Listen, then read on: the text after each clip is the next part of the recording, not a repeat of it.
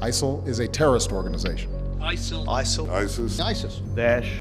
The Islamic State of Iraq and Syria has quickly made a name for itself as one of the most ruthless militias in the Middle East. They are a brutal, savage group known for public beheadings and mass executions. Parts of ISIS function as a small army and others as independent terrorist units. Their end goal is to redraw the map of the Middle East by creating a new state, an Islamic State. Because the war is being fought in Syria, the threat feels far removed from us.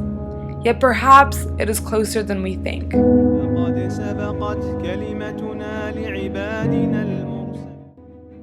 My step-cousin married a member from ISIS, and we had no clue about it. She was this typical, normal Swedish girl, tall, blonde, and just, super social and really, I remember when I was little, I thought she was, the coolest girl ever. I really looked up to her because when I was old enough to get Facebook, I added her and I saw all her cool pics, and she was out partying and she's doing all this cool stuff. And I remember thinking wow, she's actually she's a good girl.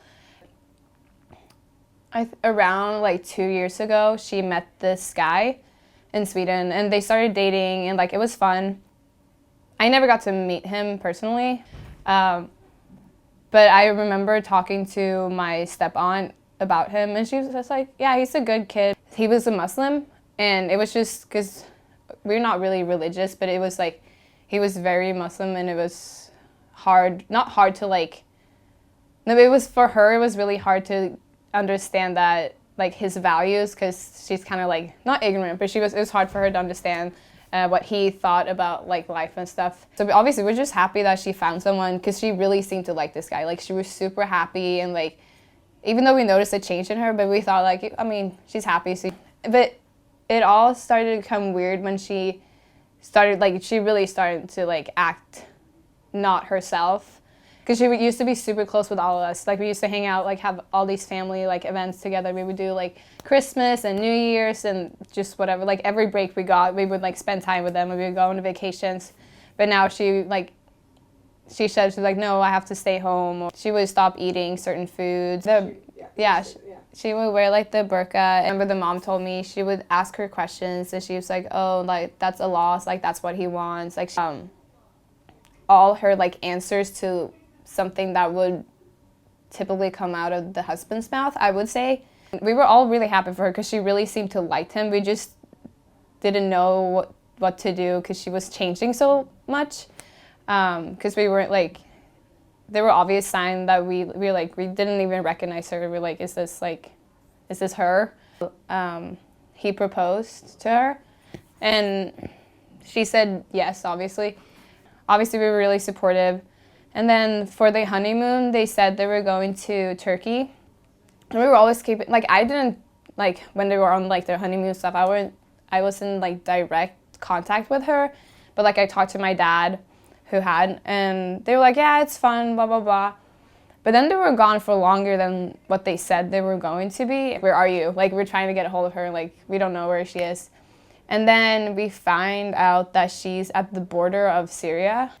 Okay, this is obviously not good, because what is going on in Syria right now? We're okay, you have to come home, now, this is not okay. She kind of stopped replying for a while, and then next time we hear from her, we found out that she's in Syria, and we were oh my God, what's happening, what's going on? 6 or 8 months ago, we found out that the husband was actually fighting for ISIS.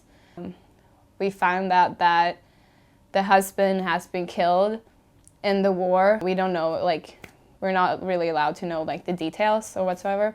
So we got kind of scared. We were okay, this is, you need to come home now.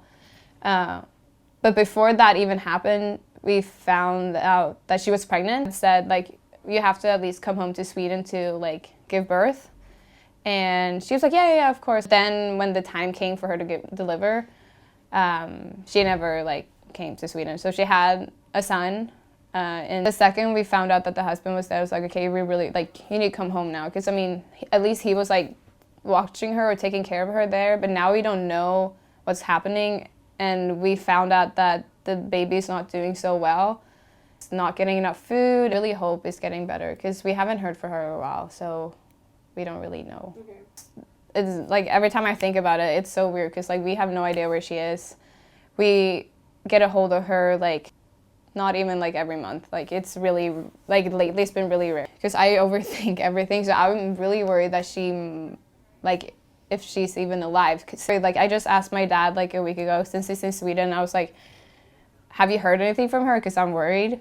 And we don't know if she wants to stay there or if she's being like, because I mean, right now it's really hard to leave the country. So we don't know if she's being forced to stay there or if she's actually there for like, because what she wants to. Just remember like, ever like since I was little, like we would go on skiing trips together or like we'd go to Spain together. We would just travel. And it's just, she seemed like such a typical, like normal, like Swedish girl. And it was just really hard to see her change that much. And I do respect all religions. It was really hard to see that she changed and that she's like being taken away from the family. Since we hear from her so rarely, like we don't know what's going on. We don't know where she is.